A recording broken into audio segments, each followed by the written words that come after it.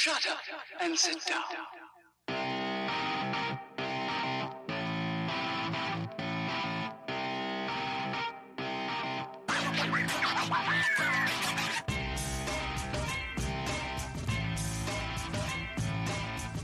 Welcome to the Bricks King podcast, where I'm going to venture your ear about Lego, review those amazing bricks of plastic, and discuss what is new and up and coming around the Lego world.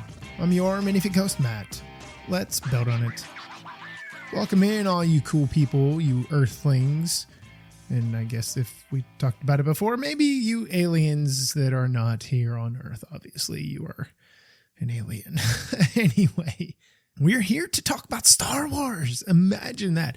Just me, not TK Bricks, not Tom Jurassic, not anybody else. Me, of all people, talking about Star Wars. So you better buckle up for this one. I'm telling you what, you better buckle up that strap and pull it super tight, because you're going to go insane with madness. I'm kidding. So we are talking about Star Wars. We are talking about the Yavin 4 Rebel base. The set number that you might be after if you're looking for it, 75365. The thing is literally just under 1,100 pieces, which is crazy to me.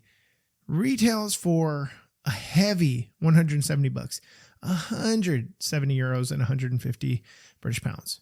That puts this at a little bit of a pricey set, a high price point, in my opinion. If you look at it and you break it down, price per piece, I mean, that's definitely not a friendly mark. So what does this thing really have to offer? Honestly, straight out of the gate, before I even really started putting everything together, I was like, oh, there's a lot of minifigs in here. Oh, that's cool. I'm getting all the characters that I want, that I need, that I'm happy with, and we roll from there. Get this cool little build. So let's talk about the build first. And of course, we have to talk about the aircraft that comes with it. It's this little plain thingamajig thing. You know, it's yellow in places, it's white in others. You know, it's got these weird long grayish engines. You really think I was going to do that too? There were some of you that were just screaming in anger, oh my God, please make it stop. I was totally kidding. I wanted to mess with you.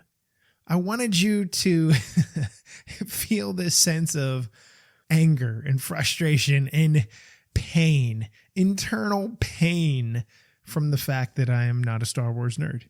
And that's cool if you are, because I'm a nerd in so many other things. So the actual thing, let's get to it. So the actual vehicle that I'm talking about is the Resistance Y-Wing Starfighter. This one is adorned with a yellow and white paint scheme. We've seen this before. This is not new. It's If you are a follower of the Star Wars fandom, Lego Star Wars fandom, you know things have a repeat history, which is fine. It's not a bad thing necessarily. In some cases some cases people are like, I've had enough of this. It's like every 5 years I get the same remake. And then there's others of you that are kind of like, I like this. I'm good with this. Anyway, the details of this thing are pretty, well, I guess interesting, you could say. The little blasters that are in the front are made up of ski poles of all things, like ski poles. But I see how it works. It's okay. It's a little funky in the front. You have, it kind of looks a little snub nose, kind of, you know, like a pig nose here. It's kind of weird. You probably can't unsee that ever again. However, it is a thing. Inside your little cockpit here, you have a little 1x2 that has some graphics on it. That is just to, you know, give you your pilot's display or whatever. You'll sit your pilot in there, but you have to lay them back. This is one of those sets, one of those builds, a flyer where you have to lay your pilot back. Like, they are reclined, and they're basically, unless their eyes go into this weird position where they can look down past like the chin abnormally, they can't really see the display. You have a little blaster that is on top just above that shoots, or doesn't actually shoot, but it spins around 360 degrees and is intended to shoot, but does not. Your Y pieces that makes up the Y-Wing, your little quote unquote wings, if you want to call them that. On the side, they're a little flimsy because of the way that they're connected. It's not anything super bad or amazing in the same regard. But what they do use is they use the 6-shooter kind of blaster that shoots the 6 1x1 round studs out, little 1x1 round plates, I guess you could say, with the single stud. And that's kind of an interesting little build. I like that. Nice little flimsy to it. I guess that's an okay thing. You have some bars that come out the back to give you your exhaust pieces that attach to some discs back here, which is okay with me. I don't have a big deal. We do have a 2x2 round with a hole in the center that has some printing on it that makes it look like some kind of compressor on like an airplane, something like that, airplane engine. And then you have your spot for your R2-D2 to chill in here. And that's where my R2-D2, or I'm sorry, not my R2-D2, my R2-BHD. I knew I was going to mess that up. I forgot. This guy is in the grayish silver and the other one is in the white. However, just inside of the wings, just, I guess, next to, parallel to your little dude here, your little bot, you have some blasters here. And you can shoot the blaster out here, which is okay. They shoot out that lovely long red piece that pops out here. I can't remember for the life of me what these are called anymore. Don't see them very often anymore. I see so many 6-shooters that are shooting out the studs. I'm just going to call it studs because that's essentially what it is. It's just one stud that gets popped out. Anyway, you do have landing gear pieces on here. They don't retract. They're the unique 1x2 rounded plates, one on top, one on bottom, and they're attached by bars. And then you have a 2x2 round brick here that is in the clear color. So that is okay. I don't have a problem with that. I think that's kind of neat. You have your little vehicle here for your Rebel Alliance people. That is a transport vehicle. This is made up of that olive green. Nothing super special, amazing about this. You do have an opportunity to hide some things here in the center. The center part of this vehicle flips up. You can put whatever you're going to put in there. I'm sure it's a Star Wars-y thing. I know. I don't know that one. I'm sorry. But it's a nice little vehicle overall, a little hovery type piece that you have here. You have steps that go up to your aircraft, and you also have a 1x2 plate that has some slopes on it. You actually have 2 of these that have some red cheese wedge pieces in the trans red, not just red, and they are essentially your landing lights from where you are landing. Now, the main part of this set, obviously, it's, the Rebel base, and you have this big giant thing that you're building that can open and maneuver about so that you can get in there and play. This is essentially meant to be a play set. At $170, you can't convince me that this is a play set. You can convince me it's a play set based on what is being presented to me, but you can't do it on the price tag on the box. I'm looking at it and I'm saying, I don't think so. There's no way this is a play set at $170. For somebody it is, but I would say the average, this is American idea, because I don't know about the rest of the world. The average American family, this is probably not we're going to buy this for our child with Christmas around the corner. We're not going to buy this for Christmas to play, because you could get something else for $170 that's Star Wars-y, or maybe bump up to around $200 that might even be better than this. I'm not saying the build is bad. We'll talk about the build here in a second, but the price for a playset, 1,100 pieces, I'm having some trouble with it. But let's talk about the build. So the build of this thing from the front, I enjoy. You have a lot of that darker tan color, type of color, whatever you want to call it, that is going on here. So you do have that. That is nice. It's very earthy. It's meant to feel like the base from the film. However, there appear to be some naked spots, and they aren't bad. It's more so on the top of what I'm going to call like the cathedral, this main piece here in the center. So looking at it from the very front, this center section before you open things and maneuver things about, whatever. So you have this section down on the bottom. That is your bay where your your aircraft, I guess, is going and stuff like that. There's a lot of green foliage pieces, leaf pieces, and all kinds of different things. There's ferns. There's 2 different colored ferns. There's the neon green colored fern, or lime green, I should say. And then there's the regular green fern, which we saw introduced in the Lord of the Rings, Rivendell, that's what it was. So you have those here. On the second level, what you end up having is you have dual shooters that can rotate. Now we're popping off some stuff. I'm going to cry. Oh my goodness. The nice thing about these is it does move. Okay. You can move it from the rear and you can adjust how you want these point shooters to shoot to a certain degree. All right. They only rotate so much to the left and the right, but they are the little tile shooters, right? There's one on each side.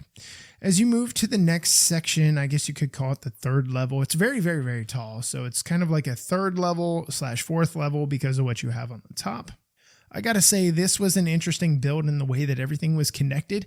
I honestly did not see the design going in this direction. It was a nice surprise for me how they got the 2 sides on each side of it to connect.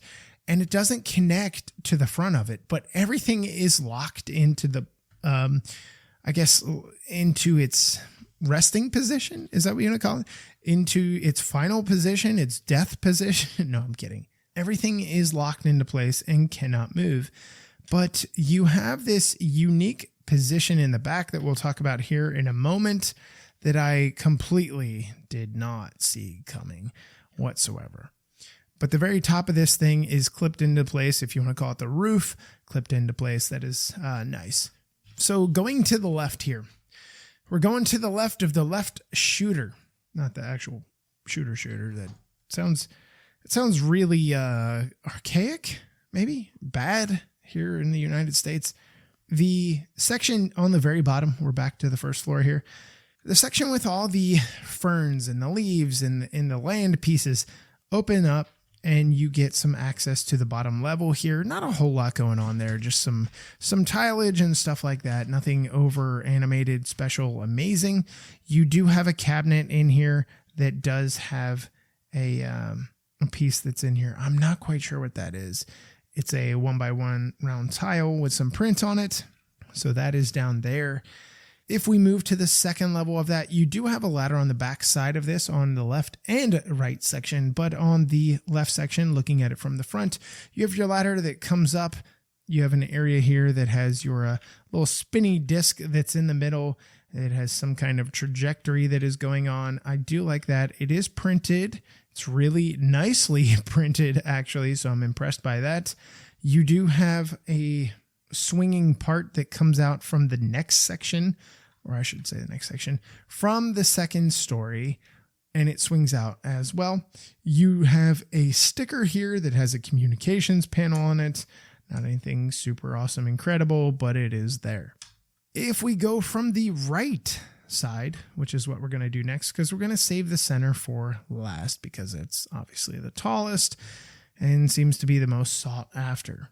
So the right side of this, we have a section here at the bottom that opens up as well, but this one is a little bit different because to the far right of this, we have a tree, a semi-tree build, and this has a little platform where the people can elevate and look about. I guess your crow's nest of a certain degree. The crow's nest is built kind of unique in its own way. I was really surprised at the fact that they took a flexible bar and bent it the whole way around. When I originally tucked this into a 90-degree Technic piece that is usually meant to receive axles and then pinned into place with a vertical placed pin, I was kind of like, what the heck are we doing here? But they managed it. I honestly did not see this working, and it's falling apart on me. Why? Because, you get into the crazy of this thing. No. But it's a really weird build. It's not a weird build in a bad way. It's just a weird build. I've never seen this done before. So this does move up and down. There is a piece that is on the back attached to a long axle that allows this to rest into the tree so it looks higher or lower depending how you put it. A lot of foliage, leaf type pieces that are on the little tree trunk here, which is fine for me. The second story, again, it kind of flicks out. Not very much because it's landlocked unless you move the first section out. So when you move the first section out, we're on the reverse side here, on the right side. If you're looking at it from the front, there's a little blaster here. There's a weapons rack that you can place there. A few clips that you can put some weapons in. Another little kind of computer piece that is here. It is another 2x3. I don't think I said that the first time. It does have a sticker on it, so you do have that. Some kind of dispenser here. Maybe it's hand sanitizer. You know what? Now that I mention that, I work in an elementary school. How do you have fun in an elementary school? You make up words, right? Because kids are hilarious. And there's a teacher that I work with that's in first grade. If you were to spend 10 minutes around her, you would probably pee your pants from laughing so hard. So with that in mind, every time I see her class, I see them every 5 days when we have a normal week. Every 5 days. I saw them at the time of this recording today. And every time they come back to class, there's always somebody that they use the hand sanitizer with. Kids are dirty, especially when they come back from PE. I see 100 kids a day that are touching similar equipment, if not the same equipment. And they come back and, I see her in the hall and she's her jovial self, she's making jokes. And today she goes, "Who's the hand sanitizer?"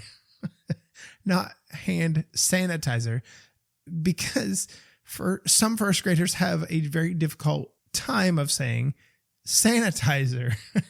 So it comes out in one word. Who's the hand sanitizer? And it's hilarious. It cracks me up every single time. Anyway, so maybe this is a hand sanitizer bottle container that is here. You have some seats that are up here. You have 3 of them. You have a coffee mug that is up here. Maybe it's coffee. Maybe it's got something else in it. Who knows? It's Star Wars. You've been fighting all day. Maybe you throw some Baileys in your coffee or something like that. You have a display here. It is a stickered display of some things that are going on in the sky, obviously. Anyway, let's move to this center section. We're going to stay in the rear because there's really nothing in the front. You have nice little kind of design, this little angle in the front, but nothing special. Not my favorite part of the build, kind of repetitive, whatever. But when we move in here, you have your bay on the bottom, you move up, and you have a secondary level. What is on the secondary level?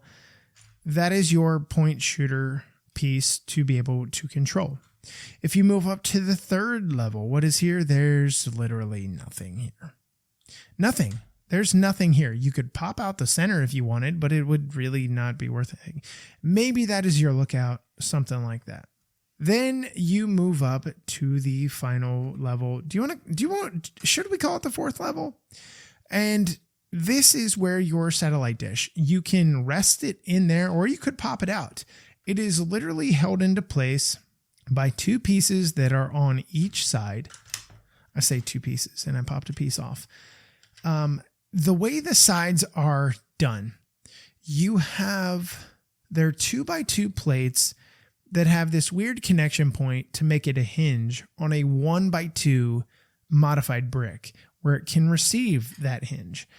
And the unique thing about it is that, you don't really expect something like that, right?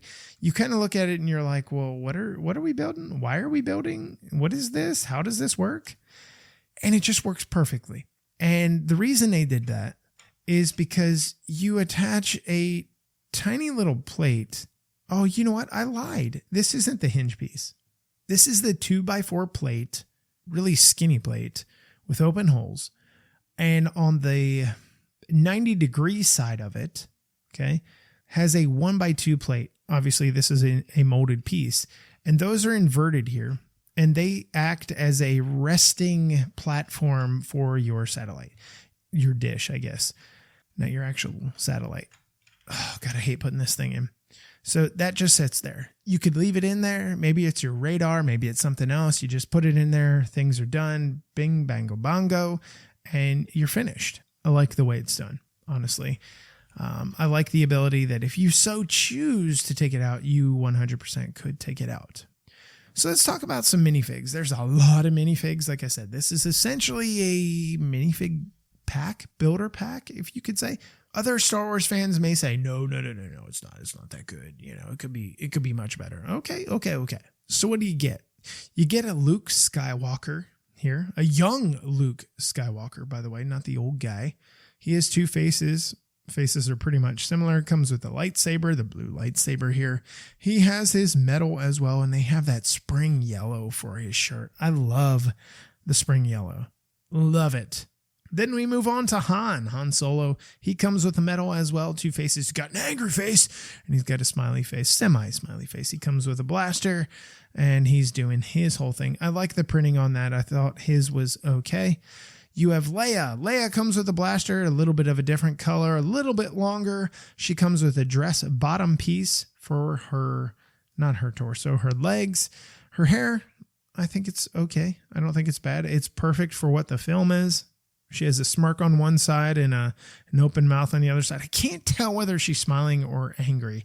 It's kind of one of those weird Lego faces. Like if you were in a I guess an interview with you see these all the time with the Rorschach test, right?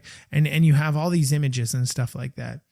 Part of me, is like, if you were to see Lego people's faces, Lego minifig faces, what would you actually see? Are they angry? Are they sad? You look at one side and you're like, she's content. The other side with her mouth kind of, furrowed to the one side, like, Popeye. Those of you that get that reference, maybe you say, she's mad at her mother.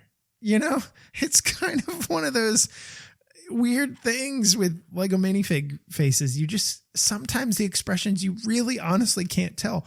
I feel like I'm going through my phone and trying to find an emoji for it. And I'm like, it's just not here. I need Lego minifig faces emojis in my phone. You know what? I'm trademarking that, Lego. You got to come at me now. We gonna make it work. However, it's kind of funny to me. Before we move on any further, we have to take a quick ad break. We'll be back in a moment. Then you have General Dodonna. I'm not this is not one that rings a bell for me. The gray beard, I guess whitish beard, I love. He's got the Einstein type hair on top and he's holding a white wand. Then we move on to our two pilots. We have Garvin Dryas. I probably butchered that and I apologize if that is the case. He is the red team leader, which is cool by me. He's wearing a yellow helmet, which seems bizarre to me, but whatever. I think the printing on the helmet is okay. Star Wars people may say, yeah, no. The only thing that I see that may be kind of a mess up is the left side looks done really well. The right side seems like something misprinted there. A little bizarre. He does have two faces. He has one where he's kind of content and then the other where he's intense.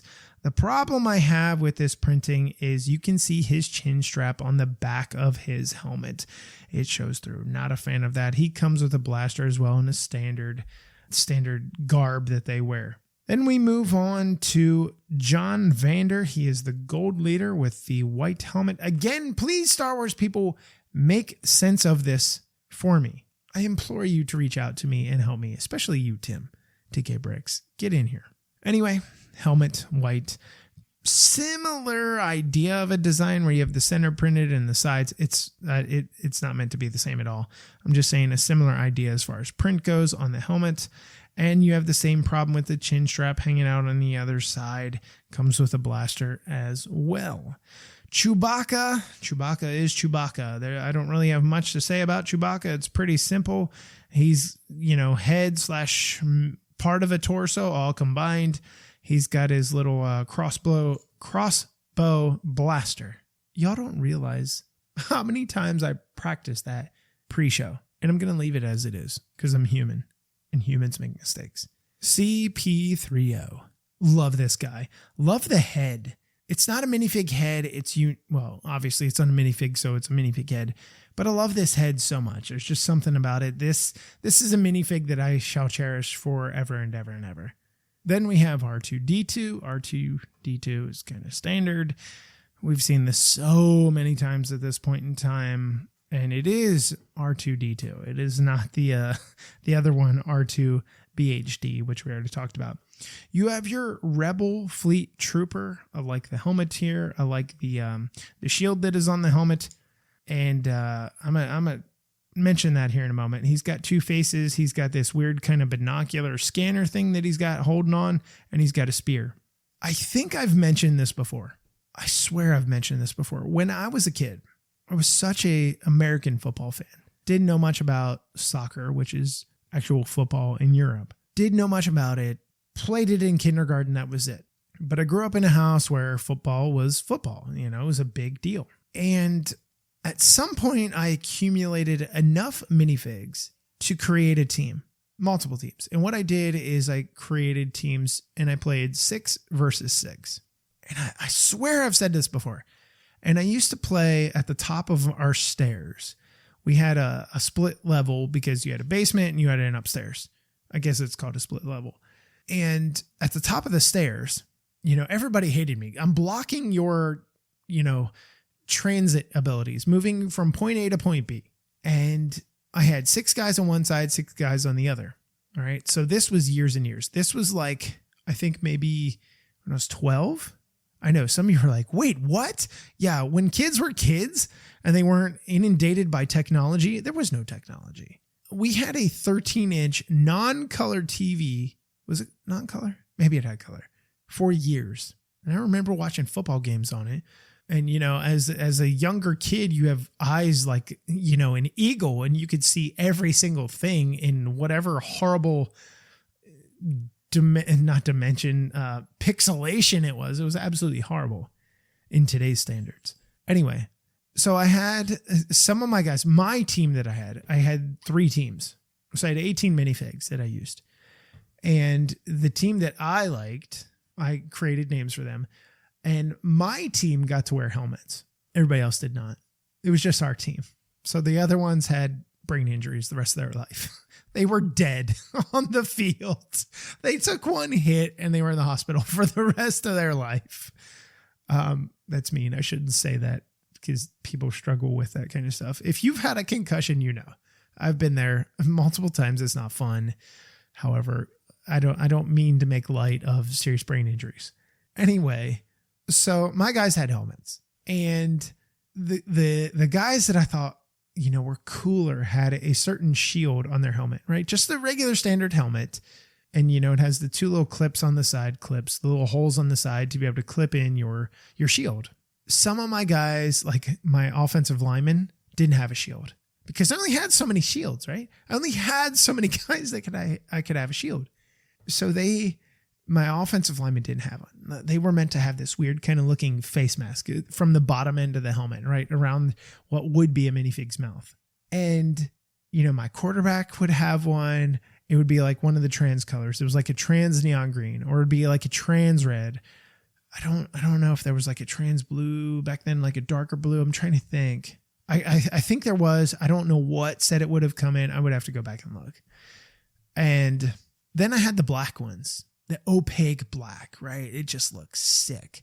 And you see it very rarely in the NFL these days, but in the days before, you used to see it from time to time. Some players would have it, and I would put it on my running back, right? I'd put it on my first guy. I'd put it on my backup, and it was like my go-to guy. Of course, that guy was scoring all the time. He was doing the crazy wild plays. You know, I've got him in one hand, and I've got the opposing defender in the other hand, and he's like hurdling him. He's doing backflips or something like that. He's juking him out. He's making his way to the end zone. And it was one of those things that Lego, you know, really kind of put me into a fantasy world, which I was incredibly appreciative of as an adult. As a kid, you're just kind of like, yeah, this is great. And anytime you didn't have the black shields for helmets very often.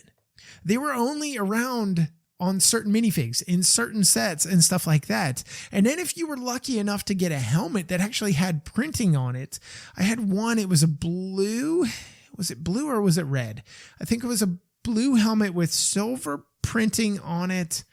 Oh my dear God. I want to say it was like Amtron, or it was one of the space things or something like that. It was somewhere around that time frame, early 90s. By the time I had gotten into that. So maybe it was 6th grade, something like that. I don't know.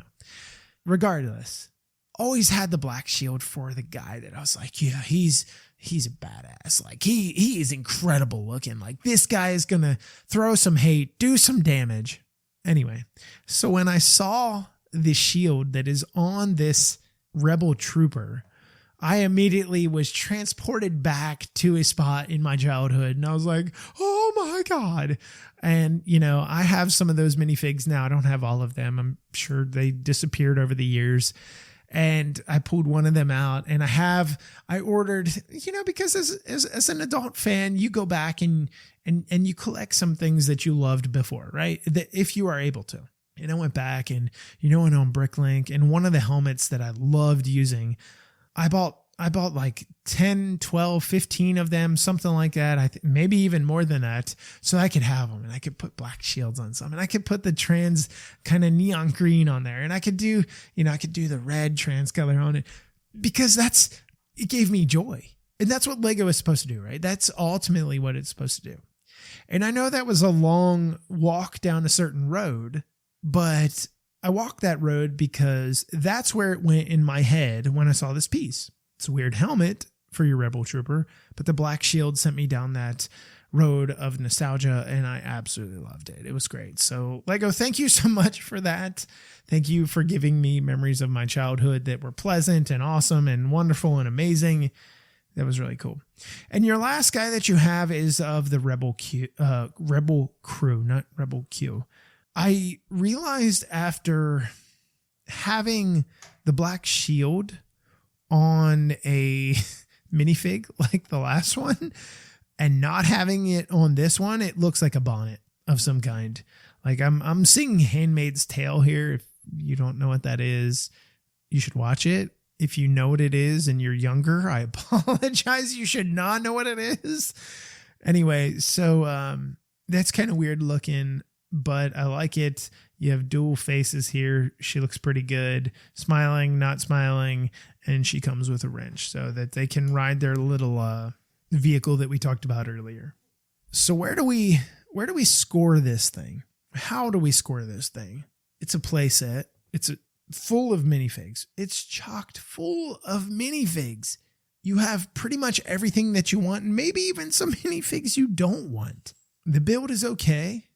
I'm kind of fond of the way that they did the upper section of the center part of the build.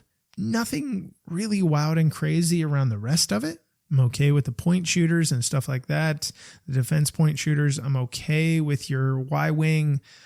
I still just don't see $170. Like I said, we're talking about just over 14 cents per part. Seems high on my end. What I would think. I think most people would say somewhere around 10 and a half parts, price per piece, whatever, cents per piece.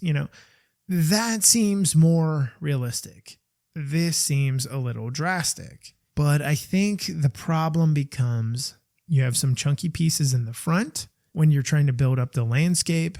You have a lot of minifigs. Minifigs, you're requiring printing. Printing costs money. Money increases the price of the set. Expense increases the price of the set. So while I'm not a fan of it, I think $170 is probably where Lego was going with it.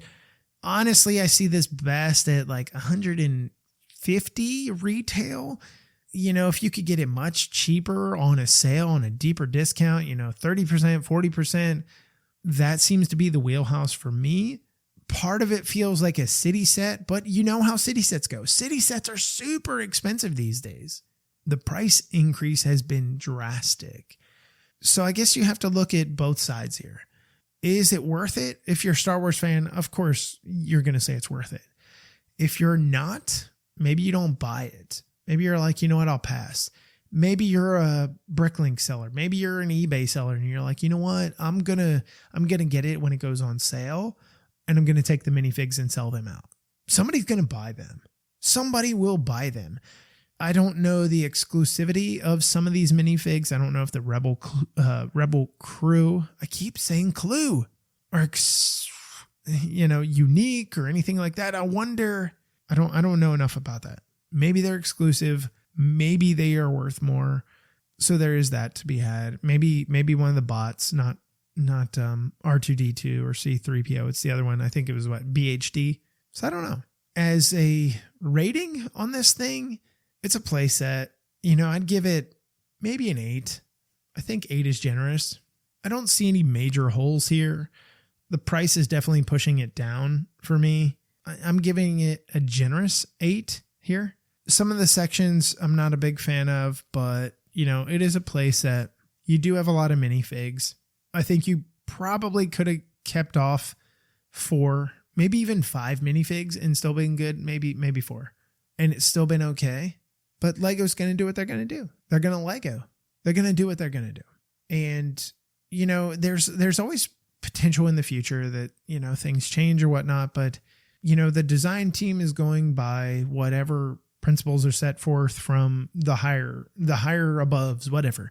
They're saying, hey, we need to do another Star Wars set of this. Hey, we need to do this. I don't even know if there was a Yavin 4 base done before. Maybe there was. Maybe it was 15 years ago. But maybe it was done.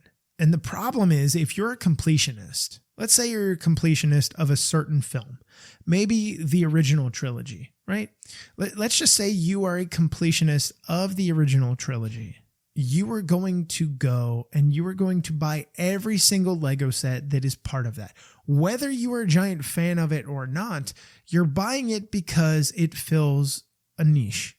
It fits into that realm of you. If Lego were to re-release minifigs that I had as a kid, like I talked about, for the football team that I created, the Rattlers, in case you wanted to know, the Rattlers were my team that I came up with. That was the name that I created.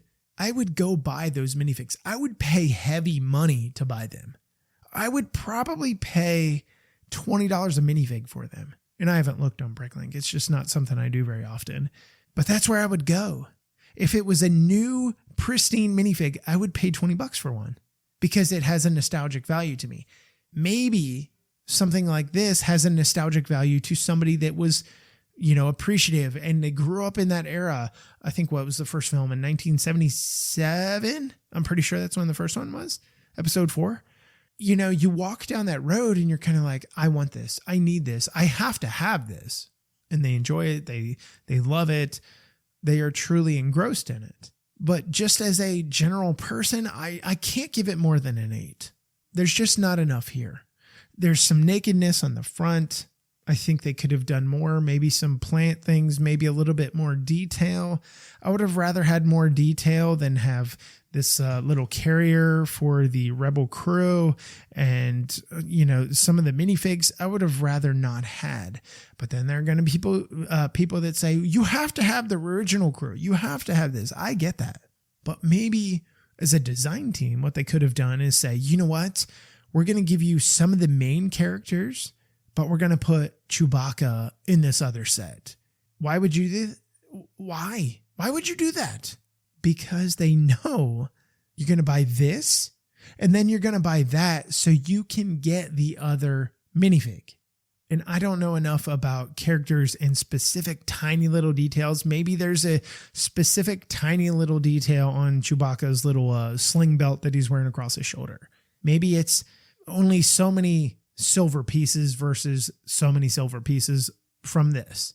I just ruined some of you. Because I was going to be like, that's a great idea. We've got them now. We've got them over the barrel. Here we go. Anyway, so I hope you enjoyed this. I had a fun time building this set. I actually had more of a fun time talking about it. And then, of course, that the helmet with the shield sent me down a nostalgic road, which happens sometimes. It happens with all of us. I just have a way of voicing it.